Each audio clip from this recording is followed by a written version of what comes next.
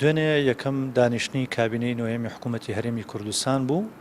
لە دوای تەواوبوونی کۆبوونەوەکە 6 بڕیار دەرکران. یەکێ لە بڕیارەکانیان خاڵی بڕیاری ژمارە 4 بوو کە تایبەت بوو بە ئاشکراکردنی سەروەت و سامانی وەزیرەکان و بەرپرسانی باڵای حکوومەتی هەرێمی کوردستانەوە لە لای دەستەی دەستپاکی. بەڵام بەداخەوە دوای چەند کاتژمێرێک ئەم خاڵە لە بڕیارەکانە دەرهێنرا و لە کەناڵەکانی ڕاگەیاندندا تەنها پێنجیان هێڵرایەوە. ئەوەی کە جێگەی نیگەرانیە ئەوەیە کە حکوومەت دوای 200 ڕۆژ نزیکەی 200 ڕۆژ کابینی تازە دروستکرا، بەڵام لە یەکەم بڕیارێک کە دەری کردیش لە خاڵە ئەساسیەکان بۆ زیاتر شەفافکردنی بودجێی حکوومەت، بۆ زیاتر شەفافکردنی کاروباری کارگەری وەزیرەکان و کارمەندانی حکوومەت لە نێو بڕیارەکانیدا دەرهێنرا کە ئەمەش جۆرێک لە نیگەرانی دروست کرد، بە تایبەت کە هەندێک لە ڕێکخراوەکان تەمەنای ئەویانە کرد کە یاسای ژمارە 11 یاسای ژمارە 11 ساڵی 2016 مافی بەدەستهێنانی زانیاری کە بە نزۆکی لەدایک بوو تا یاسا هیچ تەنفیز نەکراوە. ومێدێکیان بەم کابینێ تازەیە هەبوو کە تەنفیزی بکە و ئیشی لەسەر بکە و کارای بکە بڕگە و بەندەکانی. بەڵام ئەمەی کە دەریان هێنا ئەم بڕیاری ژمارە 4یان دەرهێنا کە بە جۆرە لە جۆرەکان ڕەبتی هەیە بە یاسای مافی بەدەستهێنانی زانیاریەوە، ئێستا نیگەرانیەکە لەوەدا قوڵ بۆتەوە کە کابینەی نوێ حکوومەت بە جۆرە لە جۆرەکان بیەوێ یاسای مافی بەدەستهێنانی زانیاری بۆ 4 ساڵی دیکەش یا تەنفیزی نەکایە بە جۆرێک پەکی بکە کە تەنها ئەو زانیارانە بڵاوە پێ بکرێت و بدرێتە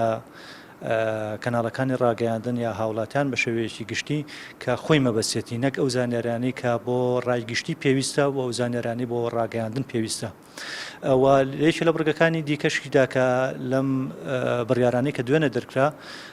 فەرمانبەران مولزەمەکە بەوەی کە پابەند بن بە نهێنی و تایبەتمەندێتی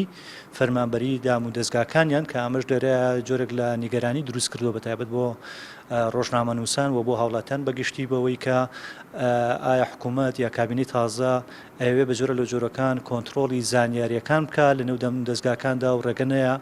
هەندێک زانیاری کە گرنگن کە پێویستن بۆ بەرژەوەندی گشتی کو مافی هاوڵاتە بیزانێ بۆ پرۆسی دیموکراسی بۆ شەفافیت ڕێگەنە ئەم جۆرە زانیارانە بڵاو ببنەوە.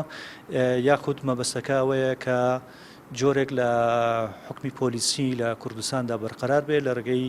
کۆنتترۆلکردنی زانیاری و کۆنتترۆلکردنی وەزیر و وەزارەت و فەرمانبەرانی دام و دەستگاکانی حکوومەتەوە. ئێمە وەکو ڕێکخراوی چاودێری میدیای کوردی هیواخوازین کە نێتی کابینەی تازای حکوومەت جێبەجێکردنی مافی بەدەستهێنانی زانیاری بێ، هەم هاوڵاتیان بەگشتی لی سوودمەند بن، هەم ڕۆژنامەنووسان بتوانە و زانیارانی کە پێویستیانە لەسەر کەیسە جیاوازەکان بە تایبەت کەیسی گەندەڵی کە حکوومەت ئیعلانی کردووە کە ئەوێ بەرەنگاری گەندەڵی بێتەوە لە کوردستانە و ئیعلانیەوەی کردووە کە ئەوێ بەرەنگاری بەرتیل و گەندەڵی و گەندەخۆری بێتەوە لە نێو دام و دەستگاکاندا. هیوادارین ئەم یاسایە کارە بکە و سەرچاوی داهاتی وەزیران و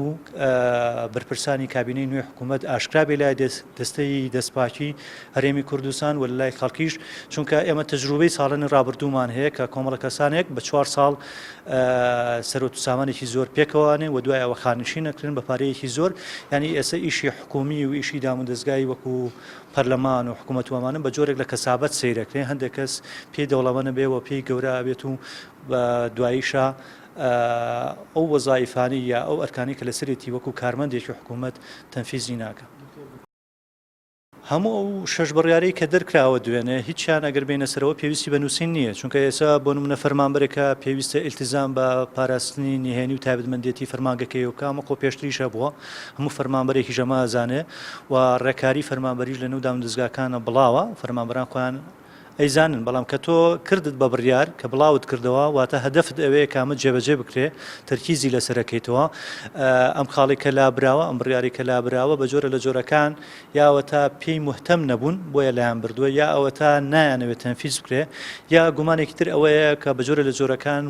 مۆزوعی یاسای مافی بەدەستهێنانی زانیاری نەوروژێنن و گەورەی نەکەن و ڕێکخراوەکان و ڕۆژنامەنووسان و هاوڵاتان بەگشتی داوای ئەوی نەکەن و بە جۆرێکی لە جۆرەکان ڕەنگە دەسەڵاتیان نەبێ لە ئێستا لێپرسینەوە لە وەزیرەکان بکەن، چونکە کابینەکانی پێشوش ئەم یاسایە هەبوو، ئەم بڕیارانە هەبوو، بەڵام ئەو وەزیرانەی یا ئەو بەرپرسانەی کە سەرۆت و سامانی خۆیان کەشف کرد بە پەنجەی دەست دەژمێرن.